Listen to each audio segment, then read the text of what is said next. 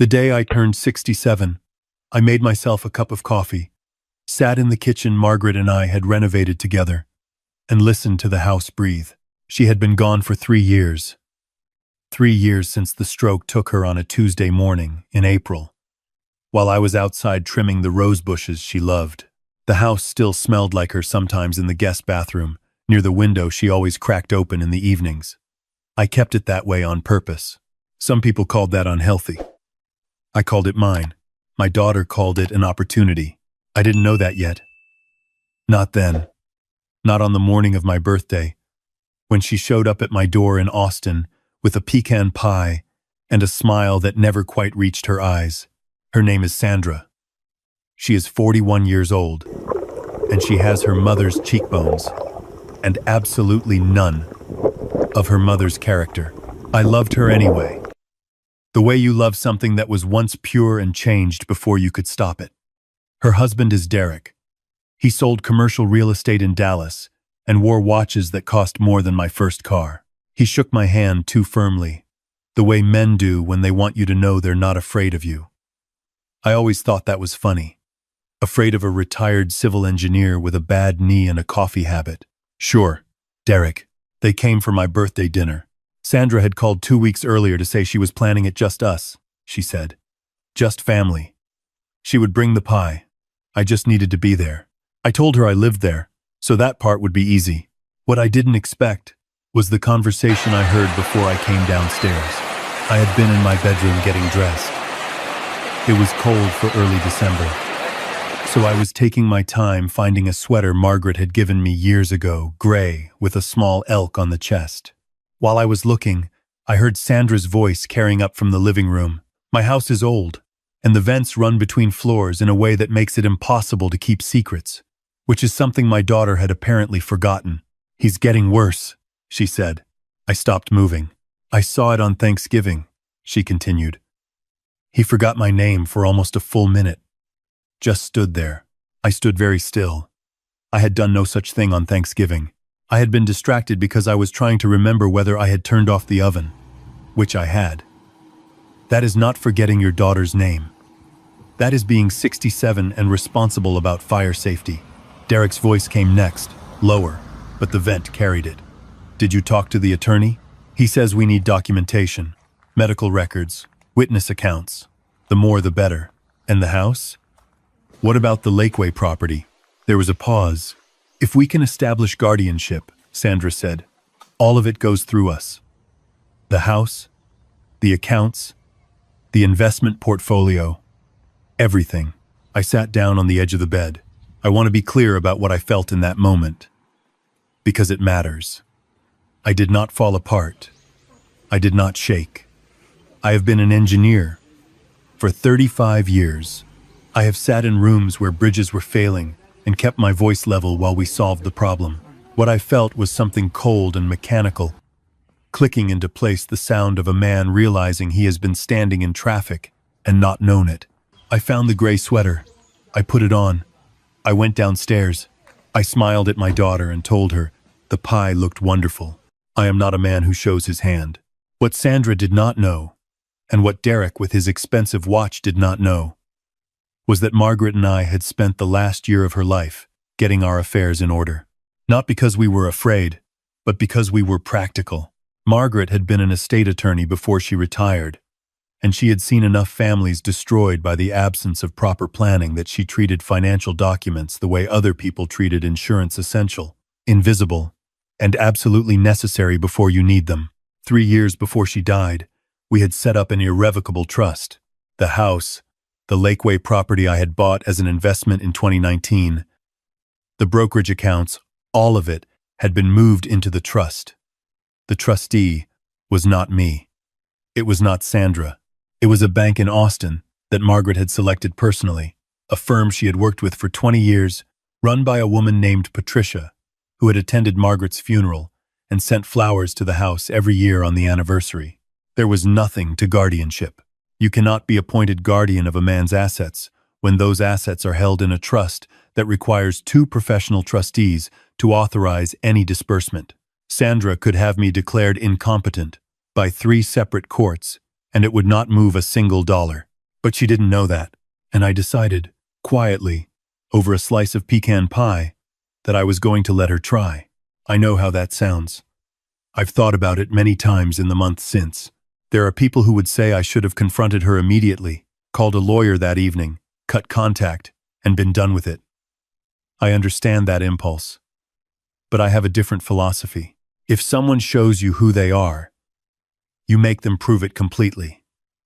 I needed to know how far she would go. I needed documentation of my own. That night, after they left, I called my attorney. His name is Warren. He is 64, plays golf badly, and is one of the best trust and estate lawyers in Central Texas. I told him what I had heard. There was a long silence. Has she approached you about anything financial recently? He asked. I thought about it. 6 months earlier, Sandra had asked me to add Derek to the account I kept for home maintenance expenses. A small account, a few $1,000s. I had said I would think about it. I hadn't done it.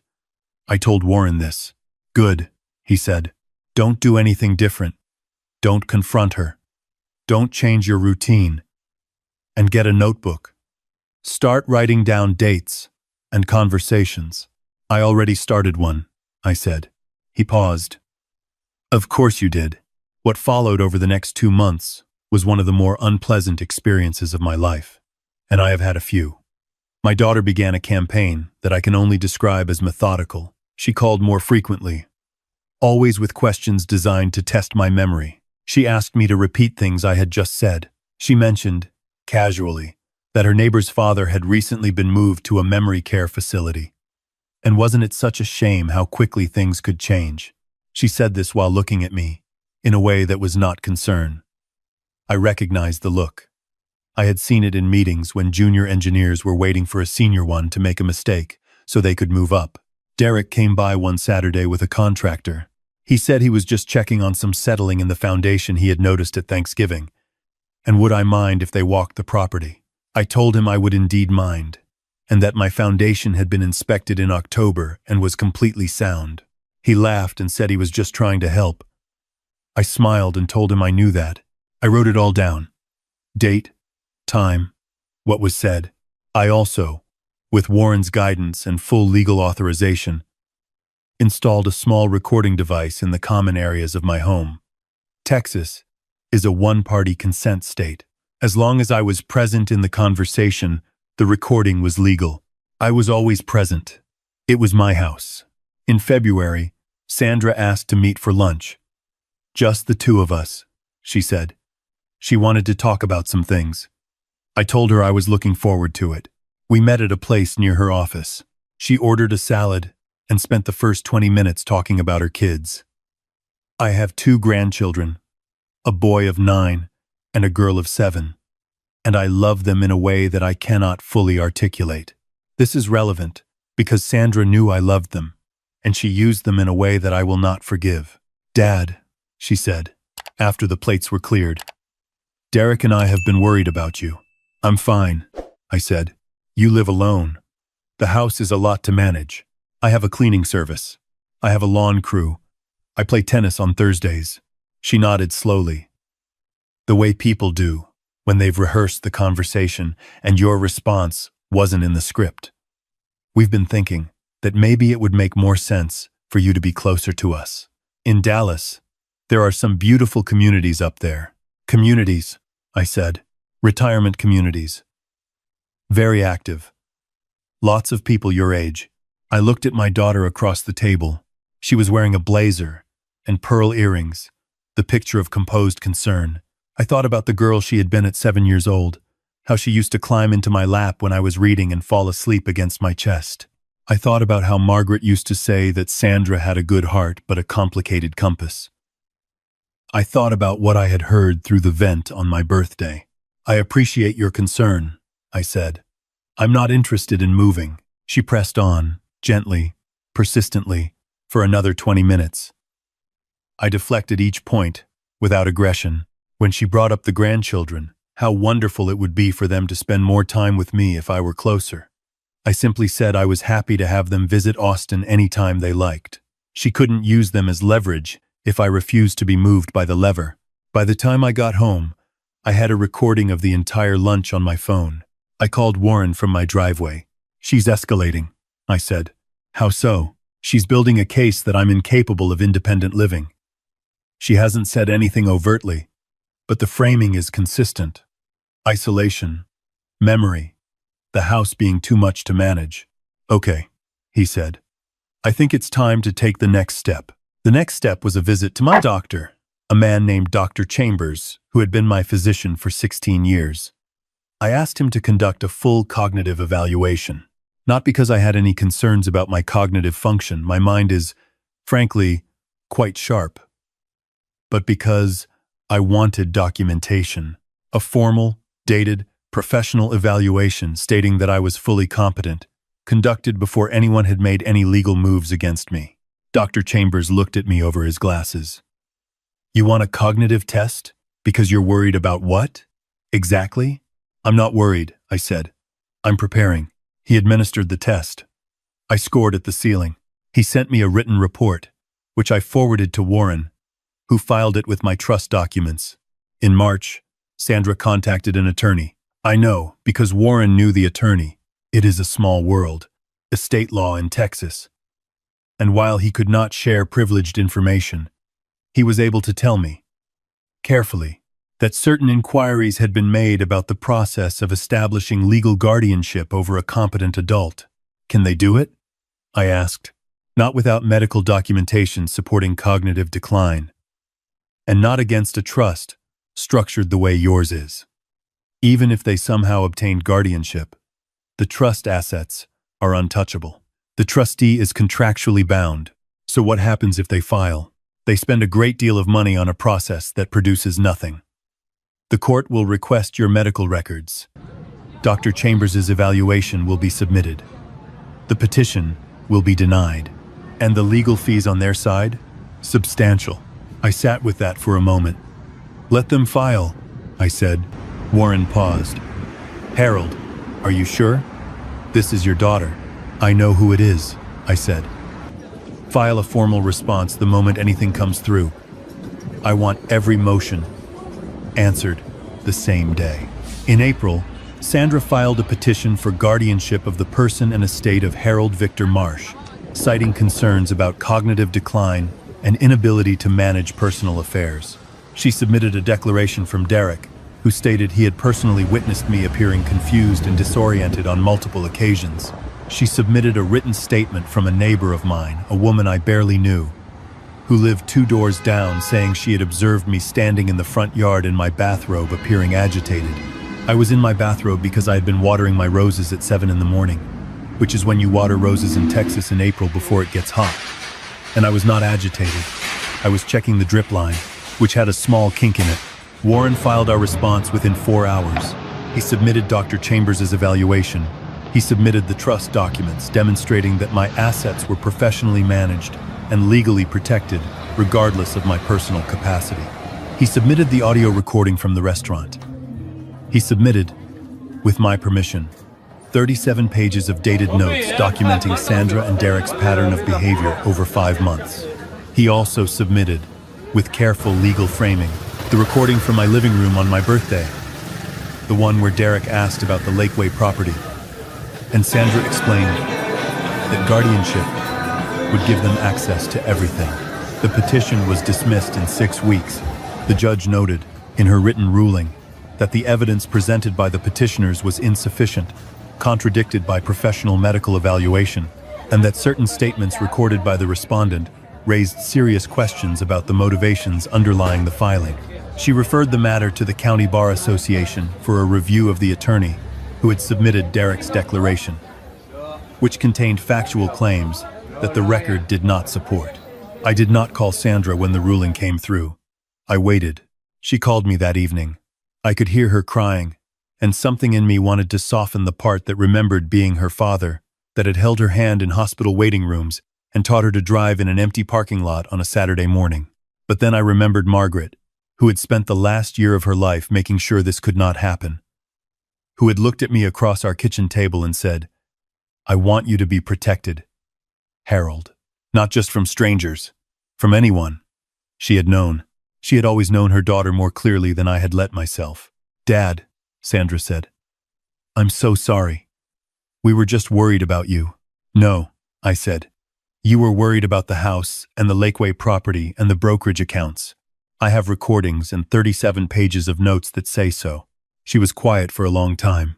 "I heard you," I said. "On my birthday. Through the vent. I've always known about the vent, Sandra.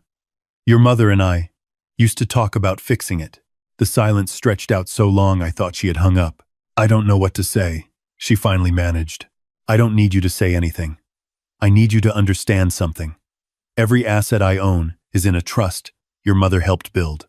There is a professional trustee. There is a successor trustee.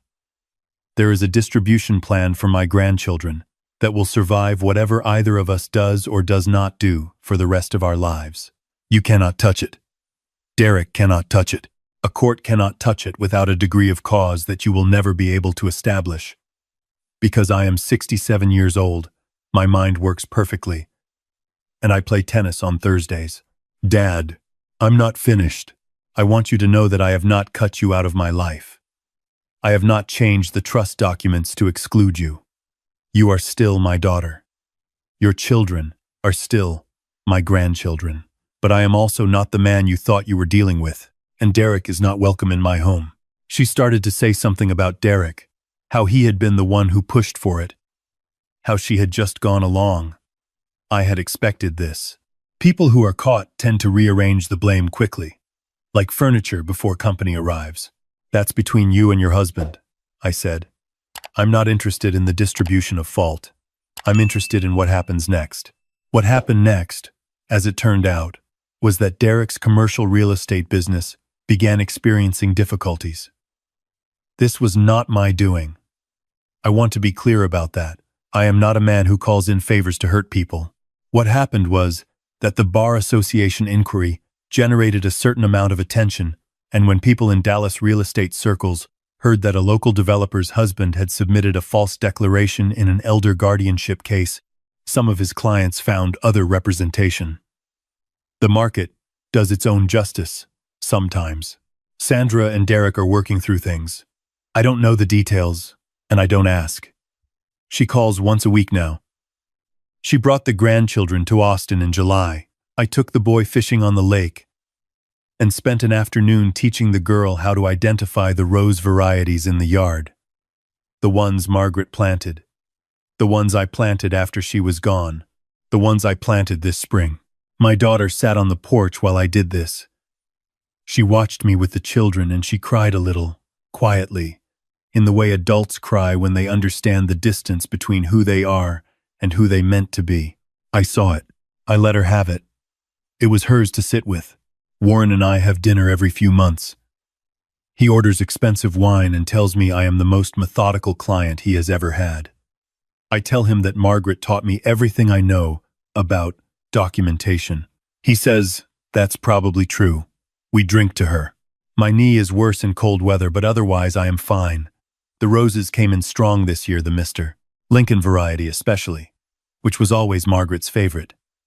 Deep red and fragrant, in a way that carries across the whole yard in the evening.